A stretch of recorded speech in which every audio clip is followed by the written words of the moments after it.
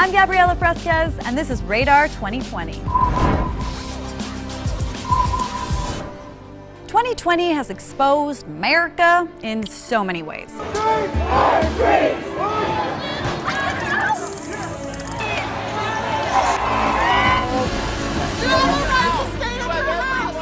We're going in the wrong direction. Back the f*** up! Our position as one of the wealthiest nations in the world wasn't enough to shield us from a pandemic that's claimed nearly 200,000 lives in the US alone. A pandemic that's affected Black and brown communities at disproportionate rates, and one that, unfortunately, isn't the only threat that Black and brown people in this country have to worry about. Get him out! The documented death of George Floyd at the hands of police lit the match that fueled mass protests all around the world. It fanned the flames of anger and distrust over the unresolved killings of others like Breonna Taylor, Daniel Prude, Elijah McClain. The list goes on and on. Say his name! Breonna Taylor! The lockdown exposed our nation's vulnerabilities, and the collapse of our so-called safety nets, paired with the injustice perpetrated by those sworn to protect us, has created the perfect kindling for the brush fire that's slowly been burning for about several hundred years. Systemic racism in America and the impunity with which law enforcement kills unarmed Black people. Protesters have been calling for accountability from the officers responsible, which for me seems like something we shouldn't have to ask for at all. And now, a call to defund police is dominating the conversation. And look, I know, the mere mention is enough to send the pearl-clutching abuelas in the room straight to cable news. Pero fíjate, defund police isn't it about total anarchy. It's a call to divest funds away from police forces so they can be reallocated back into Black communities in the form of things like mental health services, education, and affordable housing. The kinds of investments that are significant for building peaceful, flourishing communities, whereas over-policing is seen as a threat to these same communities. When we talk about Black Lives Matter as a movement, the conversation isn't solely about police brutality. It's about combating systemic racism in general. Sometimes we say the system is broken, and it is broken, and people say, oh no, it was designed to be like that.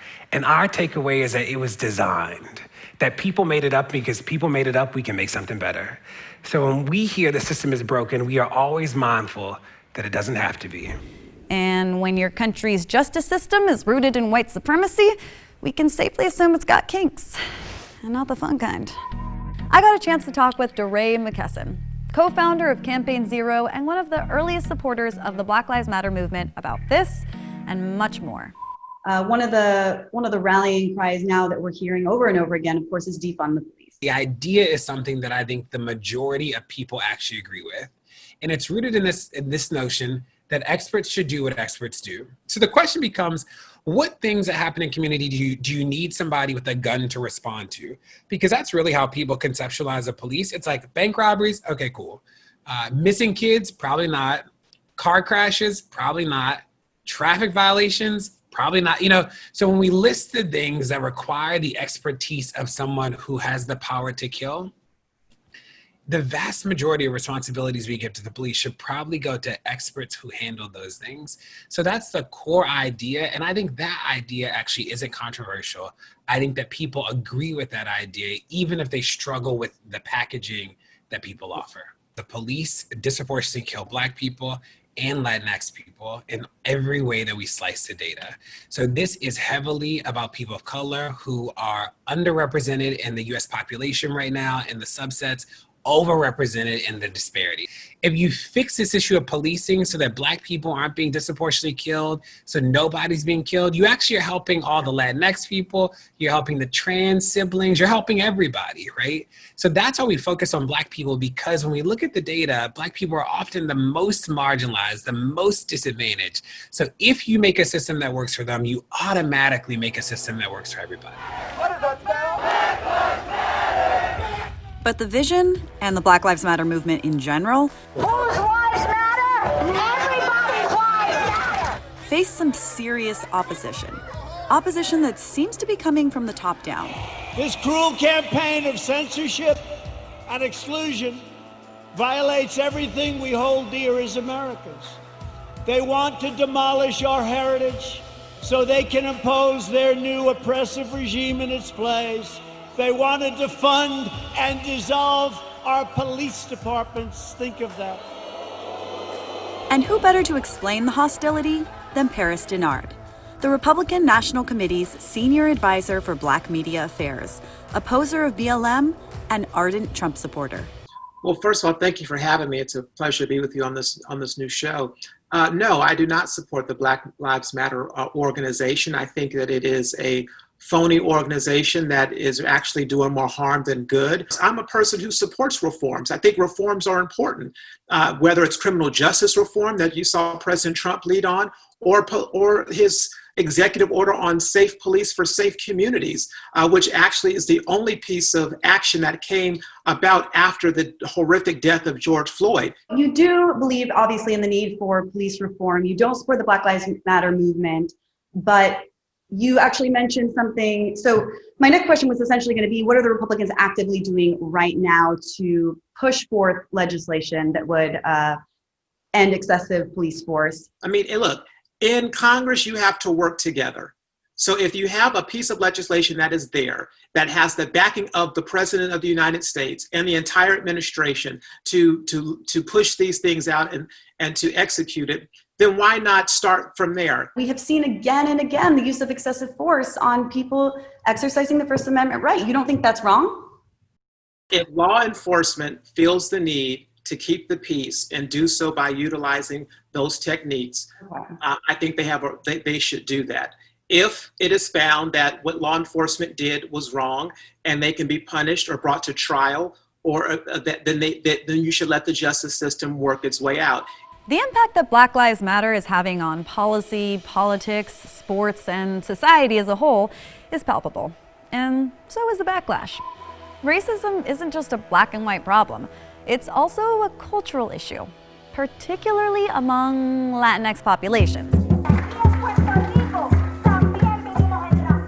Nosotras, las negras y los negros, no estamos representados en espacios de poder como el gobierno, como los medios de comunicación y otros espacios que son muy importantes para la dignidad de nosotros como pueblo afrodescendiente. Within the Latinx community, racism has been a deep, pervasive problem since siempre. But is it even possible to be a racist if you're a person of color? Yes. A lot of white Latinos, they say, oh, how can I be racist? There's also a problem about colorism. It's people of the same race with different skin colors, and they don't recognize their own privilege. From probably the day that I was born, people commented on que blanquita, que pelo tan lindo, que pelo tan lacio, you know, all of these things about my appearance. And it wasn't until later on that I noticed, wow, this is actually something that is rooted in colorism. I feel like this just has to be said. Just because you have experienced racism or discrimination does not mean that you are not racist. That white Tina knows what's up. Like many Latinxes, I'm a white-passing Mexican American. I've both reaped the benefit of white privilege and been the target of racist remarks. But merely being Mexican, Puerto Rican, Cuban, or Indian, or Asian, or from any non-Eurocentric culture isn't a vindication. And look, I'm not saying that all Mexicans are racists. Some of us, I assume, are good people. The Latinx community isn't a monolith. And when it comes to the intersection between black and brown communities, El Compa Negro is the perfect example of someone whose very livelihood is rooted in the relationship between the two. Meet the kid out of Compton who sings corridos.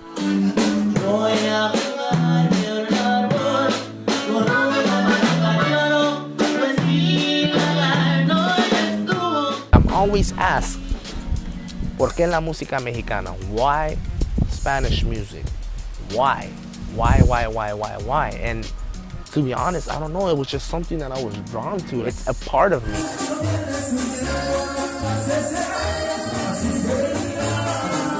I was living in Compton. We lived off of a street called Pearl and Peck. Just living life, having fun, you know, just being a kid. This is the house that I grew up in.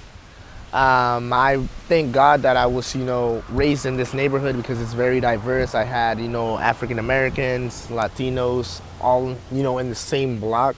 So I was exposed to, all kinds of different aspects of, to look at life.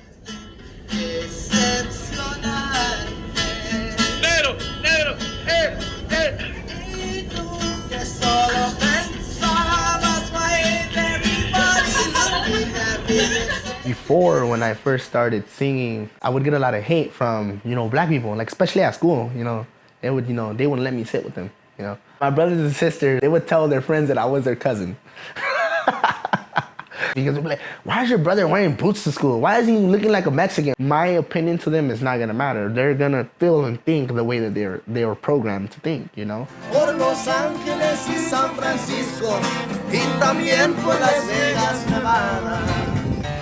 I started high school in 2010, and I wanna say my sophomore year, I started dating this girl named Paola. She was Mexican. Even though we were in like 2011, 2012, people would look at us like disgusted when we would sit together. I'm not even joking. At my school, Citrus Hill High School, I didn't really see any other, interracial couples. It creeps me out knowing that that's 2011, 2012, that's recent. If I go there now, it's like all mixed. And I like it because it's like, it makes me feel like it's now becoming the new norm. Now people are seeing how bad racism is in this, learn the culture. And I have mixed kids, and I would love for people to open their minds. When you tell me that Black lives don't matter, are you telling me that half of my child doesn't matter? Or what sense does that make? You know what I'm saying? I told my girl, I could think my kids came out, light skinned, But then I thought about that, I said that, and I'm like, no, she's still half black. You can look at her hair and tell she's half black. So, I mean, it makes me proud, but at the same time, it's just like, wow, all it took was for us to get a president to openly be racist, for people to think that it's okay and to come out of the closet. But I'm glad that happened because my block list has just been growing. Whether or not you're a fan of cross-cultural rancheros embracing Mexican corridos, El Compa Negro's experience highlights the tension that exists between Black and brown communities. And here in the US, it seems we sometimes forget that Black people are as much a part of the Latinx community as any light-skinned, blonde-haired, blue-eyed telenovela star out there. ¡Párate! ¡Está muerta! ¡Te vamos a denunciar!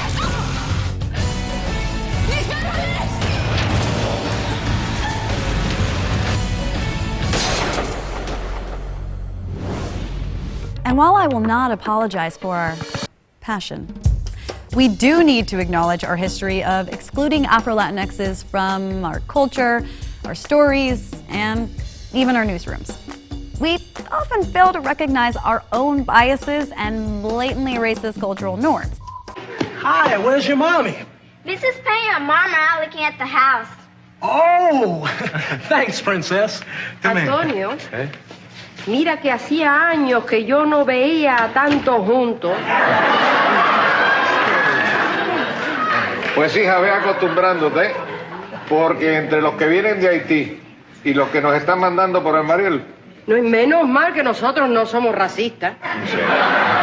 The extent of this can be summed up in a phrase commonly used among Latinos, mejorar la raza, which literally translates to improve the race.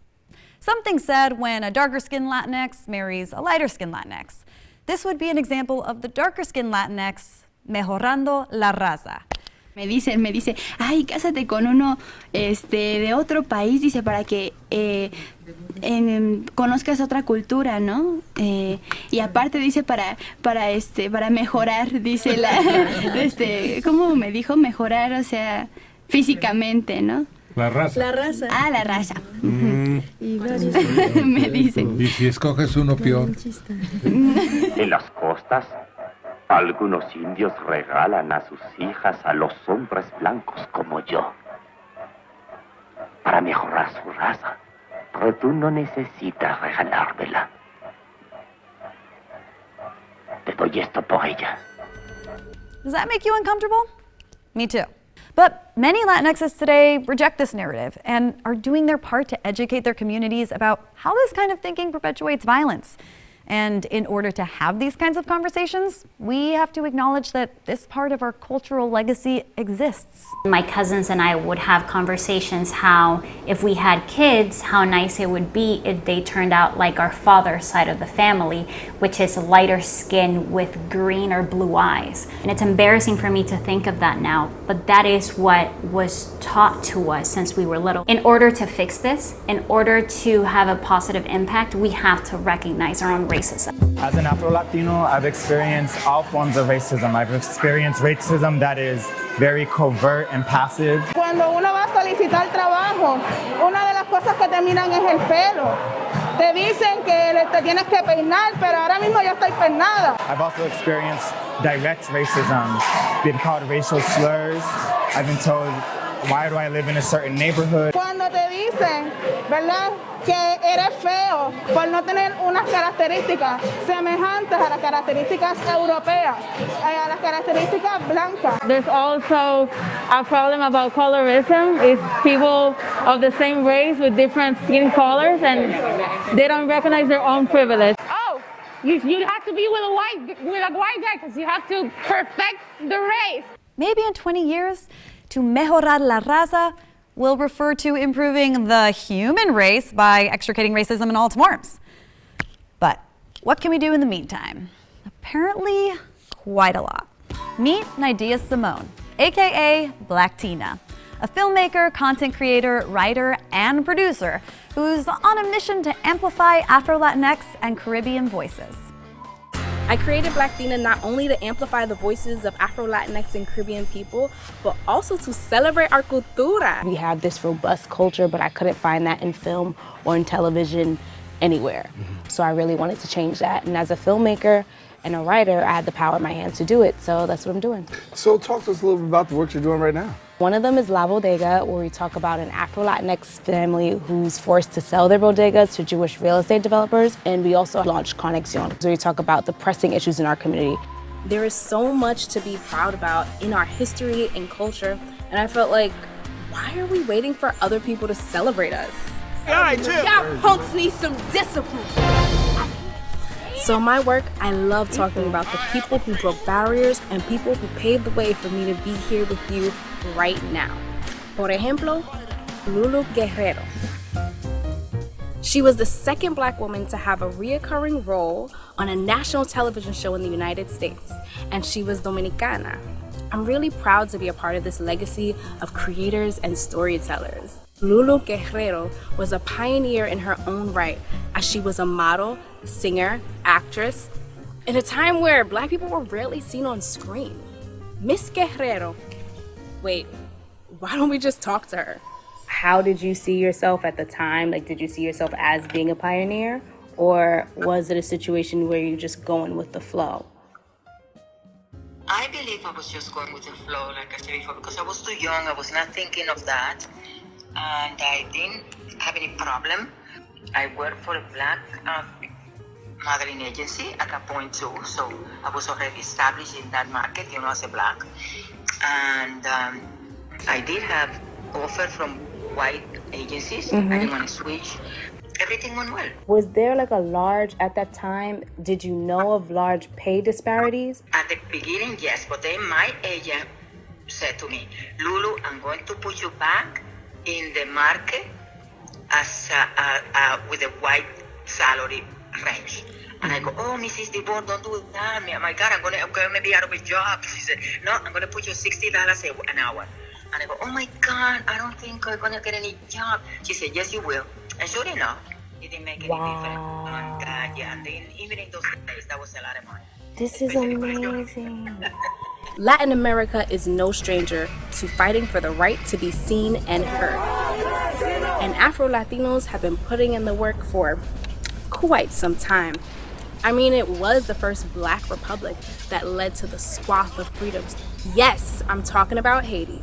Due to the Haitian Revolution, many countries in Latin America and beyond were able to imagine freedom, fight for it, and win.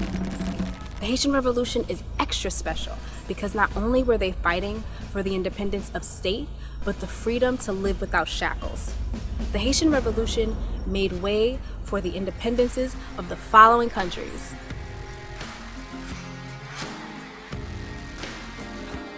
like the ocean, our community is vast with many dangers and obstacles, yet effortless beauty. But like the water, you always find a way to overcome.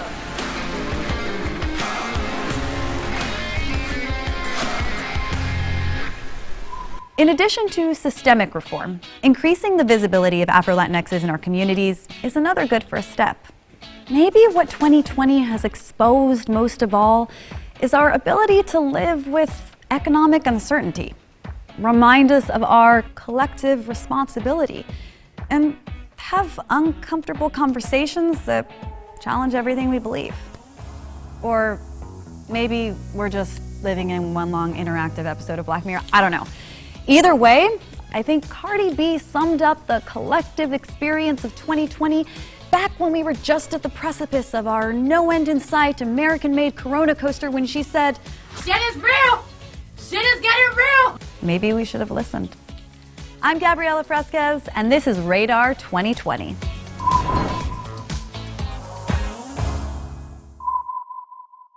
Thanks for watching Radar 2020. Please like, subscribe, and comment down below, and let us know what issues are important to you.